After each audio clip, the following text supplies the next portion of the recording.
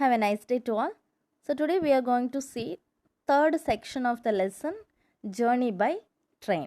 So third section ku போறதுக்கு முன்னாடி we just see that glossary. Okay, glossary பார்ப்போம். Hesitation means unwilling na தயக்கம். And conveyance transportation, போக்குவரத்து வசதி, அதுதான் transportation. rapidly means quickly, வேகமாக. And persisted means continued, விடாப்படியா பண்ணுறது. persistedனா விடாப்படியா கேட்குறான் அப்படின்னு சொல்கிறது தான் persisted. Next refused means not willing, அப்படின்னா denied பண்ணுறது, மறுத்து விடுறது, நம்ம என்னால் முடியாது அப்படின்னு மறுக்கிறது.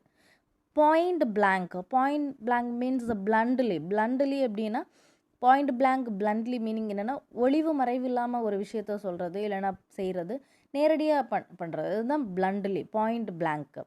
flurried means worried. Next yielded means accepted. howdas, a seat for riding on the back of an elephant. எலிஃபண்ட்டுக்கு மேலே வந்து உட்கார்றதுக்காக அரேஞ்ச் பண்ணுற சீட்டு, ஒரு 2 பேர் உட்கார்றது மாதிரி சீட்டு இருக்கும், அதுதான் வந்து ஹவுதாஸ். Carpet back.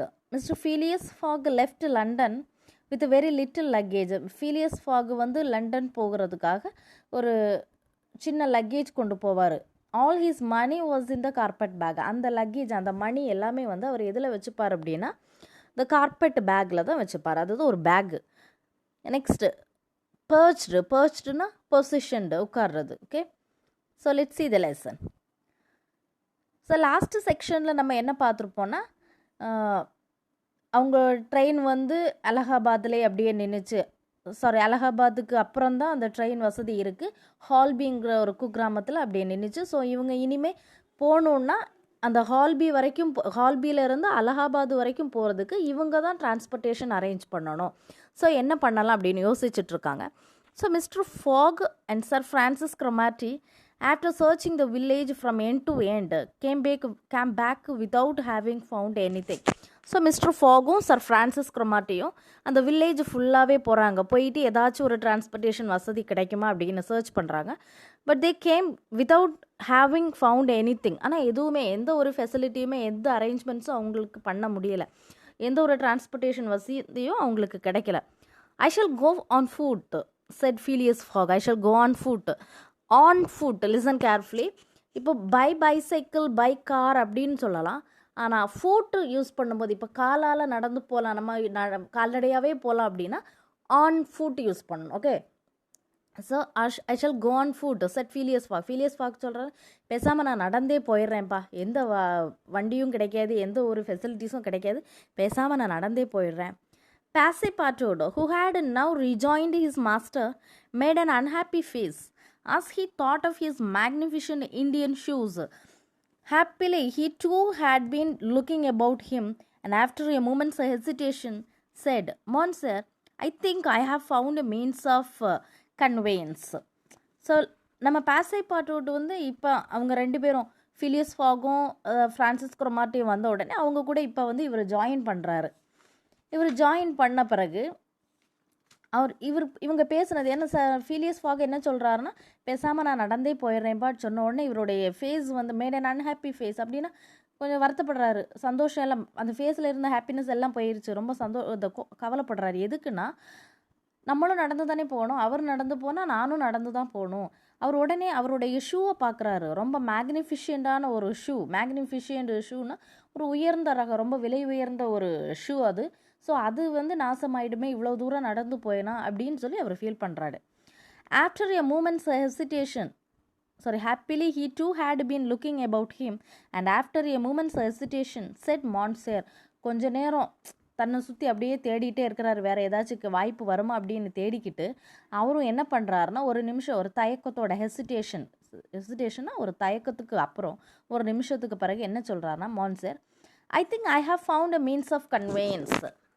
ஏன்னா இவருக்கு வேறு வழி இல்லை, அவர் நடந்து போனால் நம்மளும் நடந்து போகணும். ஸோ இவர் கொஞ்சம் பார்க்குறாரு, ஊரில் கொஞ்சம் சுற்றி பார்த்துட்டு ஒரு தயக்கத்துக்கு அப்புறம் அவர் சொல்கிறாரு, சார் நான் வந்து ஒரு மீன்ஸ் ஆஃப் கன்வேயன்ஸ் என்னது, டிரான்ஸ்போர்ட்டேஷன் அப்படி தானே, நான் வந்து ஒரு போக்குவரத்து சாதனத்தை நான் கண்டுபிடிச்சிருக்கேன், மீன்ஸ் ஆஃப் டிரான்ஸ்போர்ட் இது கன்வீனியன்ஸ் அப்படின்னா நம்ம போகிறதுக்காக நான் ஒரு சாதனம் கண்டுபிடிச்சிருக்கேன் டிரான்ஸ்போர்ட்டேஷனுக்கு பயணம் செய்கிறதுக்கு அப்படின்னு. உடனே வாட் என்ன அது என்ன அப்படின்னு கேட்குறாங்க.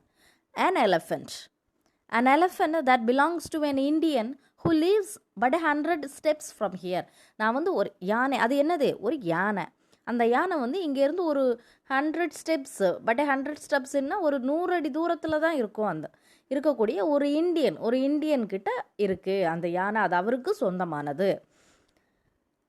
Cuny, this was the name of the animal, could doubtless travel rapidly for a long time, and in the absence of any other means of transport, Mr. Fogg resolved to hire him. So அந்த யானையோட name என்னன்னா கயோனி. இதுதான் அந்த அனிமலோடைய name. சந்தேகத்துக்கு doubtless அப்படின்னா எந்த சந்தேகத்துக்கு இடம் இல்லை, ஏன்னா அது வந்து ரொம்ப வேகமாக ரேப்பிட்லி அப்படின்னா rapidly what's the meaning rapidly quickly ரொம்ப வேகமாக லாங் டைம் ட்ராவல் பண்ணக்கூடிய ஒரு அனிமல்.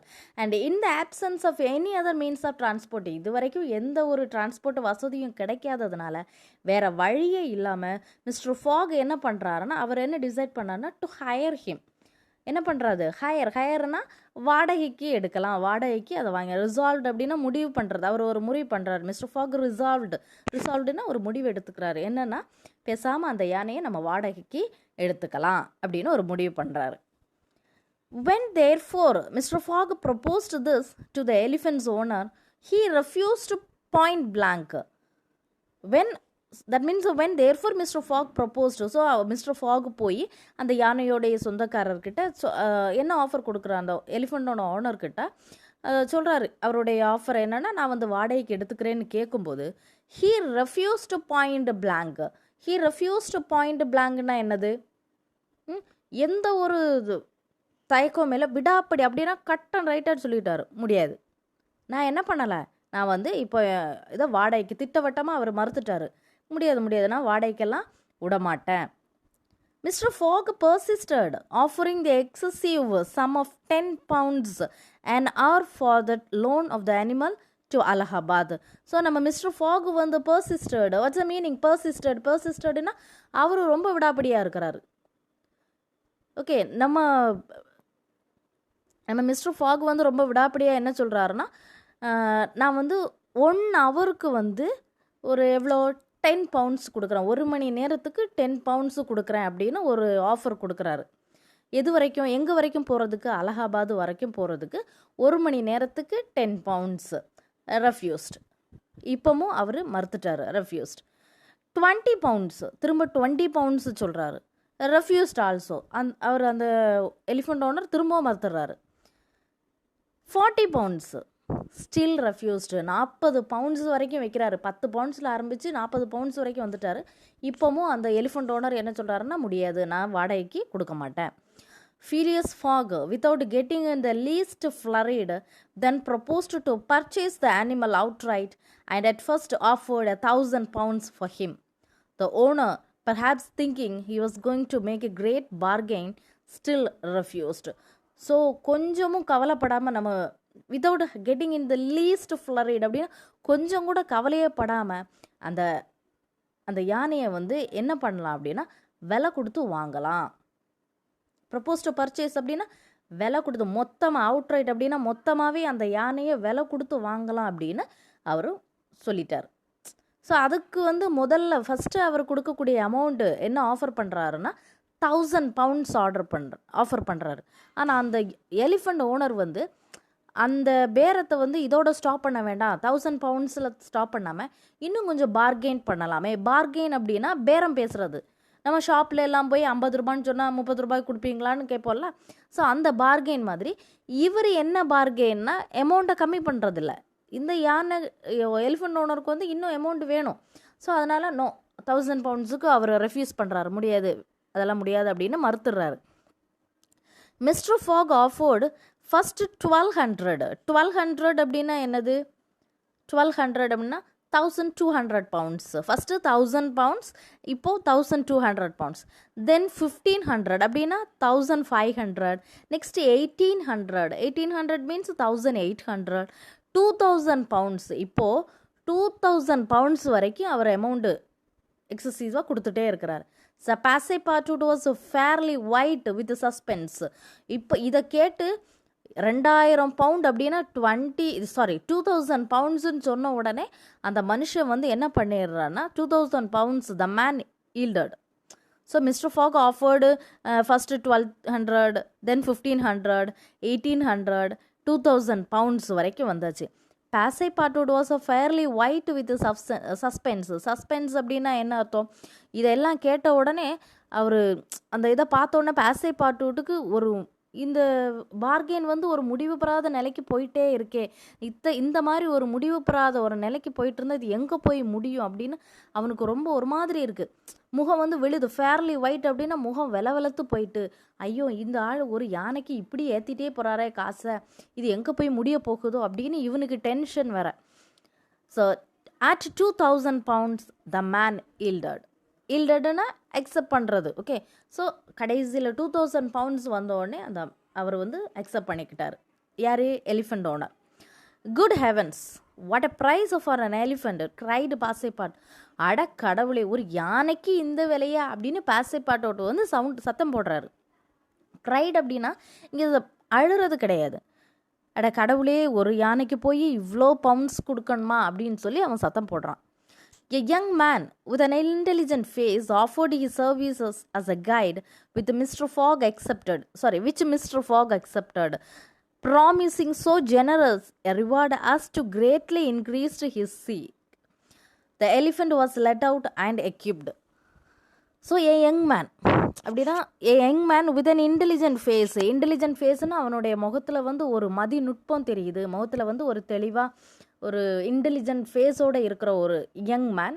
அவங்களுக்கு கெய்டா அப்படின்னா ஒரு வழிகாட்டியாக வேலை பண்ணுறதுக்கு ஆஃபர்டு சர்வீசஸ் ஒரு ஆஃபர் பண்ணுறேன். நான் வந்து உங்களுக்கு கைடாக வர்றேன், ஓகே, உங்களுக்கு வந்து நான் கைடு வழிகாட்டியாக நான் வந்து உங்கள் கூட ஜாயின் பண்ணுறேன் அப்படின்னு ஒரு யங் மேன் வரான்.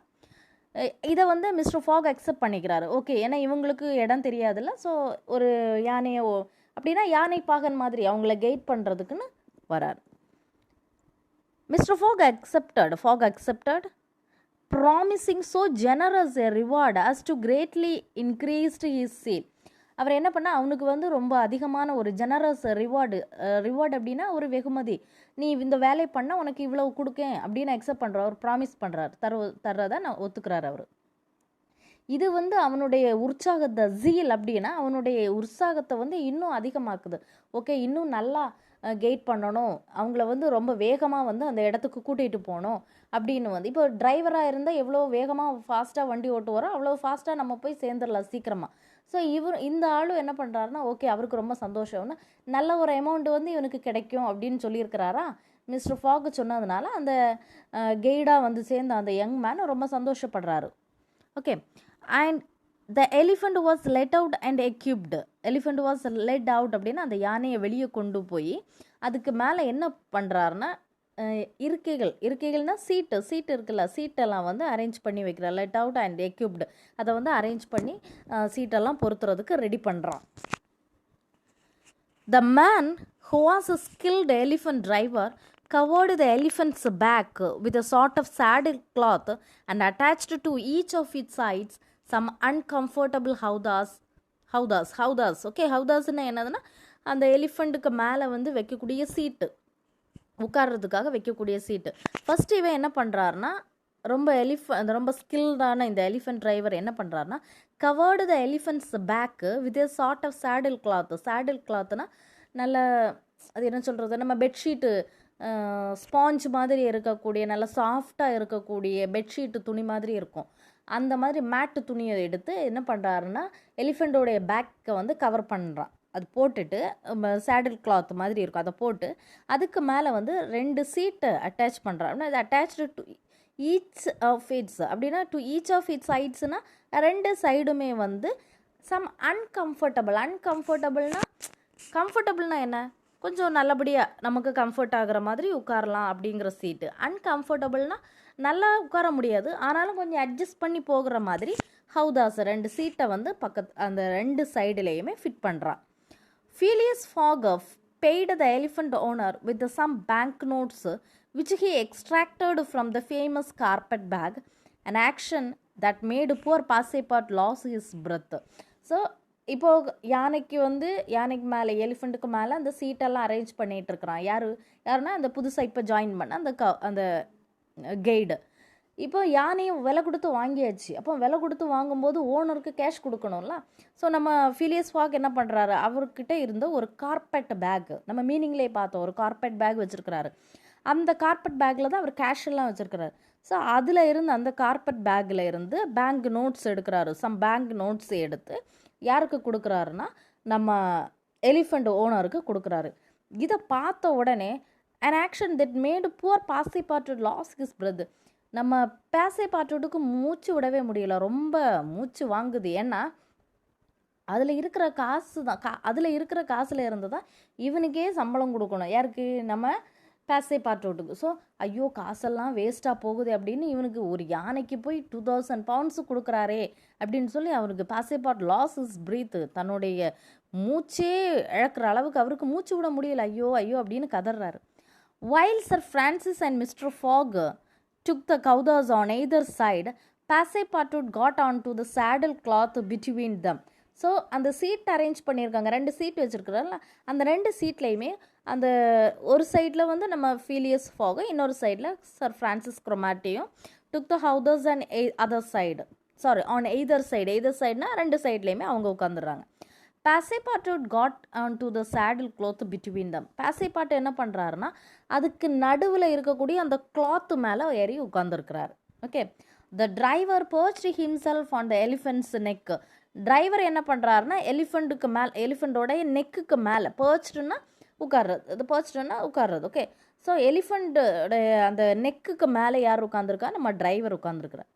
at 9 o'clock they set out from the village, the animal marching off through the dense forest of palms by the shortcuts. So ஒரு 9 o'clock போல் அவங்க வில்லேஜில் இருந்து என்ன பண்ணுறாங்க, அந்த வில்லேஜில் இருந்து அவங்க நடக்க ஆரம்பிச்சிட்டாங்க.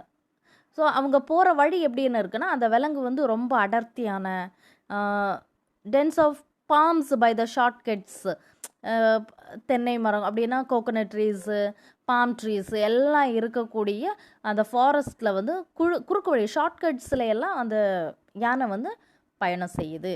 ஸோ இப்போ அவங்களுடைய ட்ராவலை ஆரம்பிச்சிட்டாங்க. எங்கே போகிறாங்க, அலகாபாத்துக்கு போகிறாங்க. அலகாபாத் போய் தான் அவங்க இனி நெக்ஸ்ட்டு ட்ரெயினை ஏறணும். ஸோ அவங்க ட்ராவலை அவங்க ஆரம்பிச்சிட்டாங்க. இதுதான் நமக்கு கொடுத்துருக்கக்கூடிய 3rd செக்ஷன். ஸோ இதனுடைய ஃபுல் ஸ்டோரி நமக்கு தெரிஞ்சுக்கணும் அப்படின்னு உங்களுக்கு ஆசை இருந்துச்சுன்னா நீங்கள் around the world by 18 days, around the world in 18 days அப்படிங்கிற நாவலை வந்து நீங்கள் ரீட் பண்ணி பார்த்துக்கலாம். ஸோ ஐ திங்க் எல்லாருக்குமே புரிஞ்சிருக்கும்னு நம்புகிறேன். ஸோ தேங்க்யூ ஃபார் வாட்சிங் திஸ் வீடியோ.